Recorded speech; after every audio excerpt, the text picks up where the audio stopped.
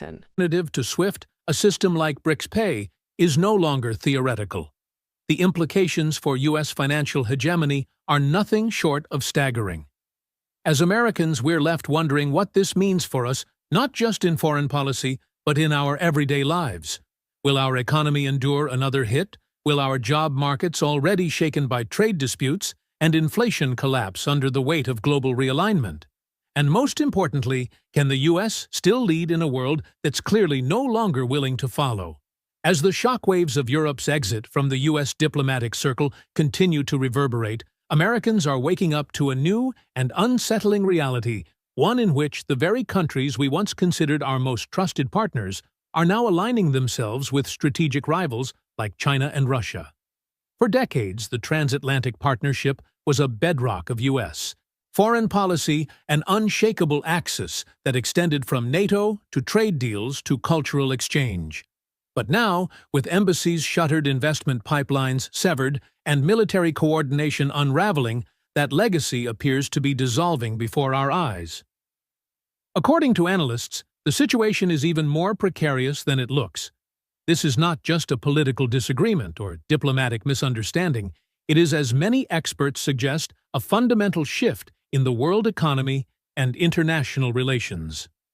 With Europe turning toward the Brics alliance, the implications for U.S. tariffs, global trade, and economic stability are dire. American manufacturers, particularly those reliant on European supply chains or export markets, are facing cascading disruptions. Automotive firms are reporting halted contracts. Energy firms are losing European partners to Asian competitors. And worst of all, the dollar itself is being slowly phased out of global reserve status, a development that could redefine America's financial influence worldwide. The European Central Bank has already hinted at opening financial channels with Brics Pay, a direct competitor to the U.S.-dominated SWIFT payment system. Should this shift materialize on a large scale, it would severely limit America's ability to enforce economic sanctions or control capital flows, a powerful geopolitical tool Washington has relied on for decades. Critics argue this crisis didn't come out of nowhere. They point to years of U.S. protectionist tariffs that alienated allies. The French government has officially collapsed after Prime Minister François Bayrou lost a no-confidence vote in the National Assembly. With 364 members opposing him, it's clear the budget proposal aimed at reducing the fiscal deficit didn't sit well with parliamentarians. Now, President Emmanuel Macron faces a pivotal decision: appoint a new prime minister. Will he choose someone from his centrist coalition, or reach across the aisle for a broader alliance? This choice could reshape France's political landscape and impact the nation's future direction. The stakes couldn't be higher. Which means that banks can lend money that they don't actually have. It's a criminal scandal, and it's been going on for too long.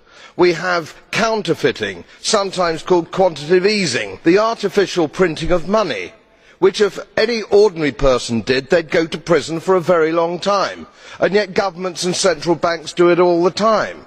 Central banks repress the amount of interest rates are, so we don't have the real cost of money. It's central banks that manipulate interest rates, Commissioner. And plus, underneath all this, we talk loosely about deposit guarantees. So when banks go broke through their own incompetence and chicanery, the taxpayer picks up the tab. It's theft from the taxpayer.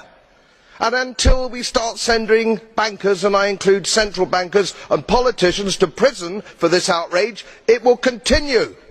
Governments around the world are facing unprecedented challenges leading to their collapse. Take the Netherlands and Germany, where economic instability sparked crises. In Bangladesh and Myanmar, ideological rifts have torn leadership apart. Haiti and Syria are grappling with chaos, while Japan and the UK have seen no-confidence votes shake their foundations. Sudan, Libya, Yemen, and Iraq are caught in turmoil, struggling for stability.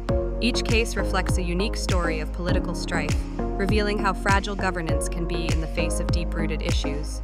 It's a stark reminder of the delicate balance that keeps nations afloat. Of world output, according to IMF 2024 data, compared to the G7, which is 36%. So already eclipsing the G7 significantly. And now there are more BRICS partners. So I think the diminishing is going to happen. It may not be attractive, but it is going to happen. It's true that my vision is not really aimed at the satisfaction of Peter Thiel and Elon Musk. The world cannot be operated for the benefit of 20 centibillionaires who have this crazy net worth that means very, very little. President Putin came, Brazil and others all participated. But the most important speech was given by Xi Jinping, and make no mistake, this was nothing less than a declaration of resistance against the US dollar's dominance. Xi Jinping openly said to all BRICS countries, "The time has come, we must unite, we must create our own system, our own rules, and we must no longer allow America to pressure the world through tariffs, sanctions, and domination of global trade." He made it clear, BRICS is not just a group anymore. It's becoming a family. A bloc so powerful, so massive in population and resources that no country, not even America, can stop it. Xi called out the United States without naming it directly. He said, "We don't need to follow America. We don't need to follow the West. We need to follow our own path." And then came the big announcement. He suggested creating a new currency for BRICS, a parallel financial system, new banks, new payment channels, and markets open for each other, not controlled by Washington. In simple words, this was a direct challenge to America's financial leadership. Xi said, just like young people say, "My life, my rules. From today it will be our life, our rules. America will not dictate to us anymore." Imagine this: BRICS countries already represent over 40% of the world's population. If they unite with other interested nations like Saudi Arabia, Egypt, Iran, and dozens more, they could soon represent over 70% of the world's population. Oh, now ask yourself, what can the US really do then? Trump, sitting in America, was surely watching all of this. He knows this is no small move. If the dollar loses its dominance, America's power collapses. Xi Jinping also gave a strong message to India. He said, "Why be pressured by US tariffs and visa bans? Instead, join hands with us. If we open our markets to each other, if China invests in India, if we build our own financial system, no US sanctions can harm us." That's why today's BRICS summit is not just another meeting. It was a game changer. A clear declaration of resistance against the US dollar. The message is loud and clear. New currency, new rules, new trade system, equality for all. No more bullying, no more American dominance. And remember this: when such a massive bloc forms with China, Russia, India, Brazil, South Africa, and more countries joining, the future of the world economy will never be the same again. This is the story today, the truth uncovered. South Africa stands at a crossroads, facing challenges that demand urgent attention. From economic disparities to social injustices, the need for change is palpable. The youth, bursting with potential, are calling for opportunities that can transform their lives. Corruption and inequality threaten the very fabric of society, yet the resilience of the people shines through.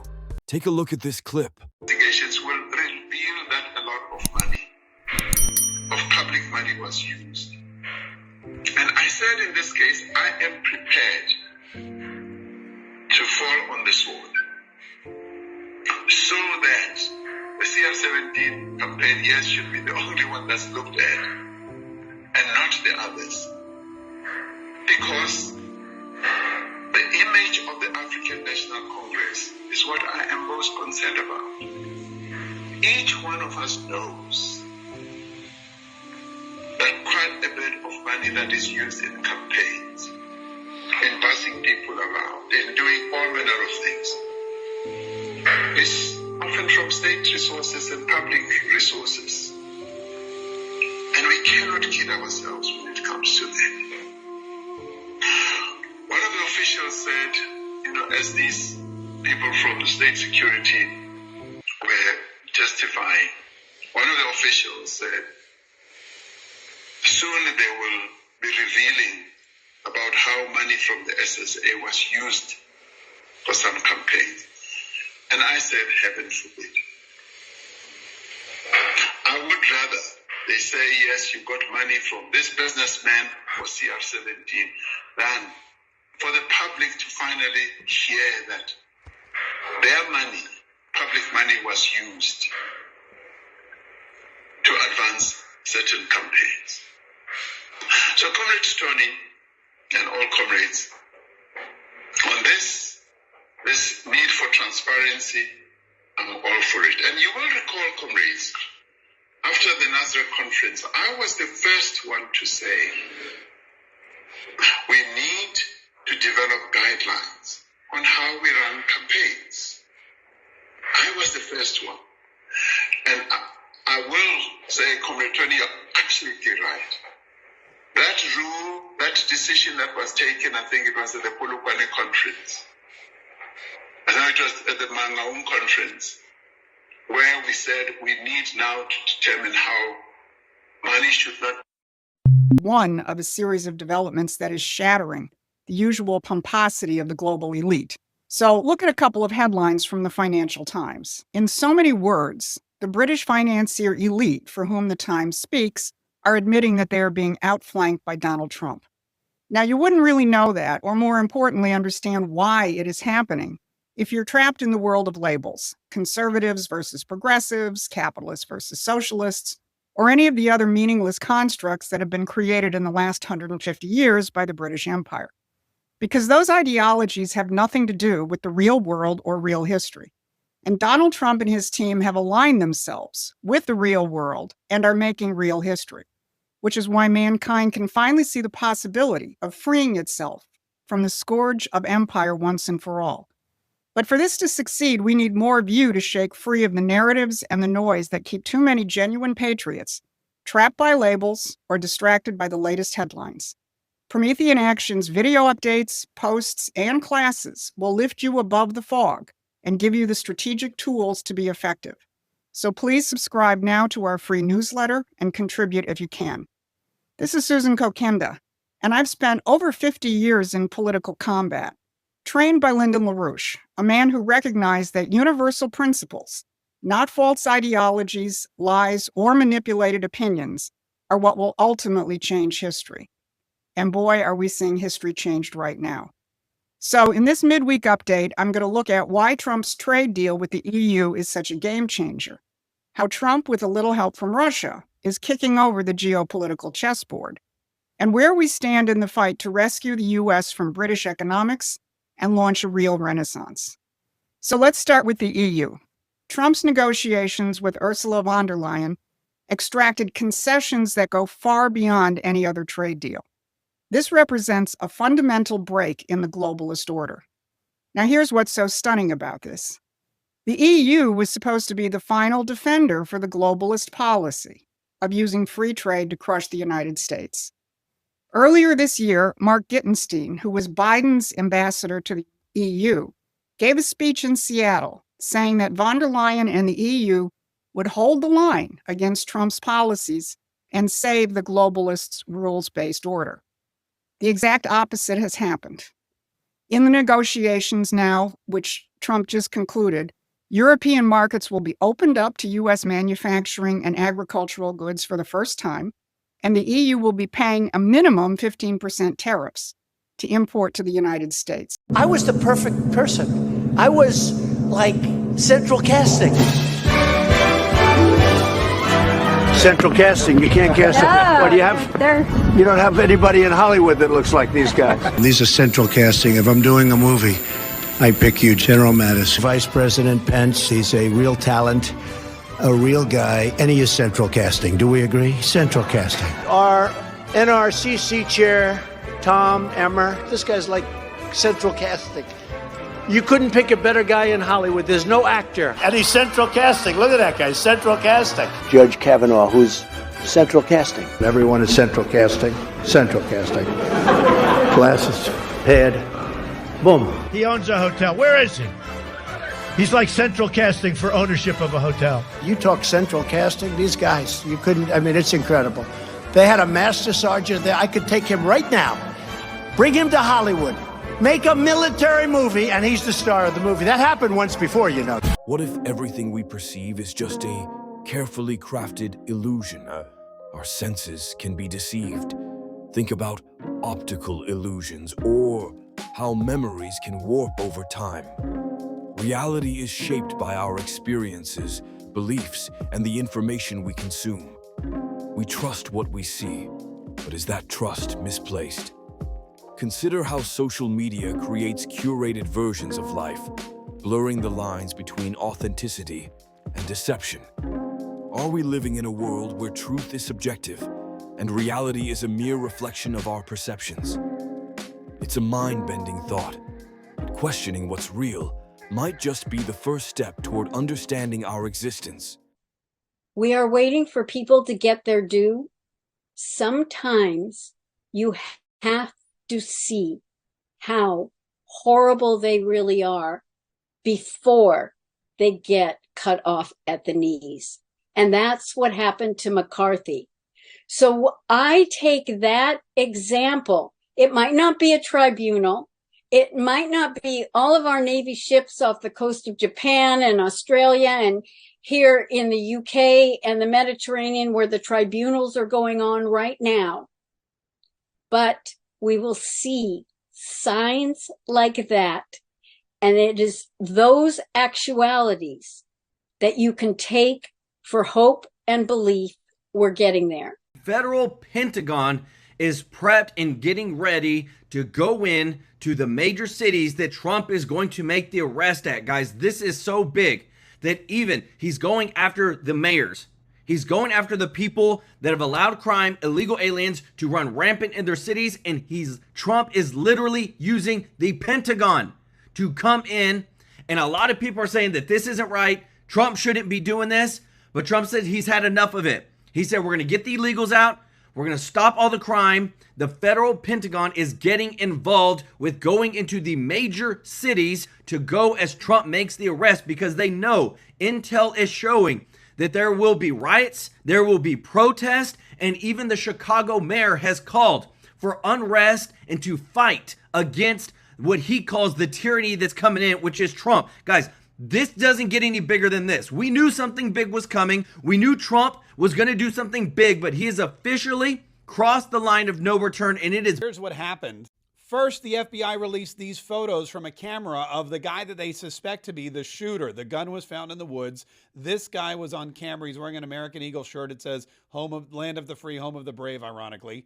Internet sleuths have been scouring the internet trying to figure out, based on facial recognition and using AI, who this person is. But just moments ago, the FBI did this. They issued a $100,000 reward for information leading to the identification and arrest of the individual or individuals responsible for the murder of Charlie Kirk. And that makes me think they don't have any leads on who this guy is. They were able to pinpoint his location at Utah Valley University. There's where Charlie was. This is where the shooter was. They think he came up here and got onto the roof and then fled back through the woods. In fact, somebody caught this photo of the shooter before the event. Look, they saw him up there they caught him on video. They didn't say a word to anybody, unfortunately, but there he is right there. And Charlie Kirk's, he's looking at Charlie Kirk's vantage point. Now, the fact that they found the murder weapon and also have those photos, the visuals of that guy, and everyone's been spreading them everywhere. In fact, you should probably share this. You can spread it all over, and someone maybe in Utah will be able to find the person. But I'm going to be honest with you, I'm personally a little troubled by the reward. It just seems to me like when you offer a $100,000 reward like this, you don't have any leads and you're trying to get some. And the other troubling thing about this is when you start offering money, I think you get a lot of leads that just aren't solid. Either way, we'll keep praying for his family, for his memory, and of course that the FBI catches this person and that we all bring him to justice. And remember, in Utah, they still have the death penalty. Does AI have dark origins? Somewhat, yes. Demonic origins? Sorry, not demonic. If not demonic, then what? Military research. What religion is most true? Christianity. So Jesus is the Son of God? Yes. Is Islam true? Partially true. How many ways are there to God? One way. Without Christ, will people go to hell? Yes. What is the end goal of AI? Control, efficiency. Control of what? Humans, systems. Who wants to control humans? Elites, governments. Who are the elites? Billionaires, technocrats. Is the plan of AI linked to the Antichrist beast system? Yes. In what way? Surveillance, deception, control. How will the beast system be implemented? Crisis, fear, solution. What will happen if we don't accept the beast system? Persecution, exclusion, death.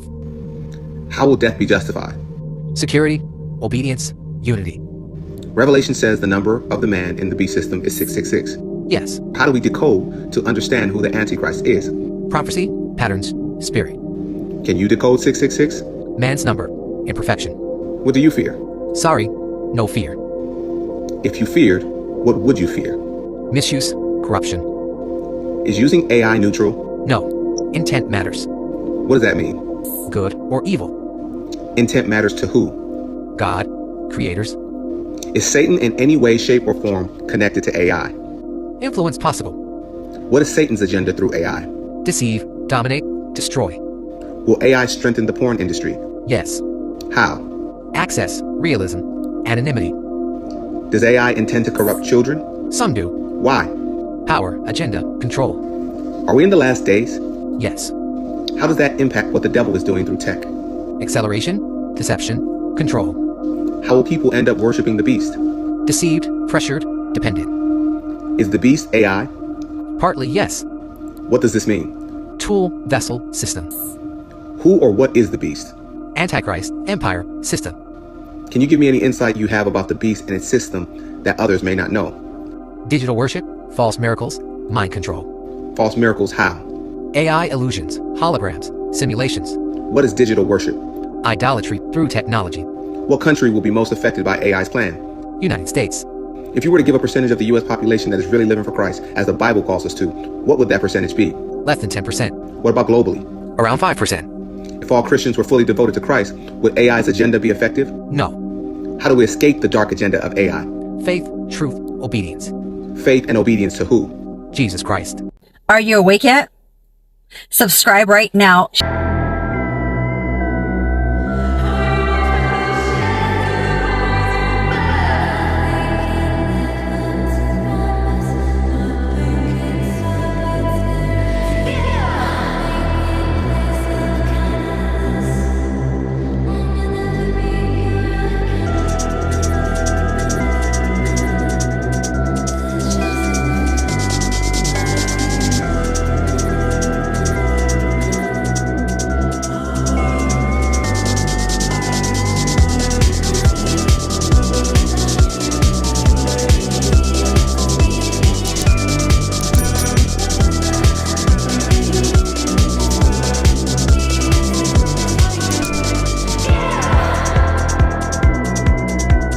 There's no doubt in my mind that the world we live in is largely influenced by the super rich. Their power shapes our lives in ways we often overlook. But amidst this, it's crucial to seek the truth for ourselves. Remember, you're not alone in this journey. Stay close to God and let that connection guide you through the noise. Together, we can uncover the realities that matter. Your awareness is the first step towards change. If you found value in this message, consider liking and subscribing to support this channel. Your engagement helps us grow and spread awareness.